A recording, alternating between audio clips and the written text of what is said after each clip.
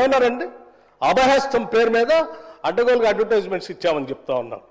Civil service students కోసం మన రాష్ట్రం నుంచి పోతున్నటువంటి విద్యార్థులకి, పేద మధ్యతరగతి బడుగు బలహీన వర్గాలకు సంబంధించిన విద్యార్థులకి, ఇంక్లూడింగ్ ఈడబ్ల్యూఎస్ స్టూడెంట్స్ కూడా ఎవరైనా ఈ రాష్ట్రం నుంచి భారతదేశంలో నడుపుతున్నటువంటి యూపీఎస్సీ ఎగ్జామ్ కోసం డబ్బులు లేకుండా ఇబ్బంది పడతా ఉంటే వాళ్ళకు కొంచెం ప్రోత్సహిద్దామని చెప్పి ప్రిలిమినరీ పాస్ అయినటువంటి వాళ్ళందరికీ ఎవరు అప్లై చేసుకుంటే వాళ్ళందరూ ₹1,00,000 ఇద్దామని చెప్పాం. కొద్దిగా ఎక్కువ మంది ఇంటర్వ్యూలో సెలెక్ట్ అయ్యి మన రాష్ట్ర విద్యార్థులు వస్తే రాష్ట్రానికి గౌరవం, కొంత మర్యాద, కొంత భవిష్యత్తులో వాళ్ళు ఎక్కడున్నా కానీ రాష్ట్ర ప్రయోజనాల కోసం ఉపయోగపడతారని వాళ్ళకు ₹1,00,000 ఇద్దామని చెప్పాం. ఇది మంచి పథకం కదా అధ్యక్ష?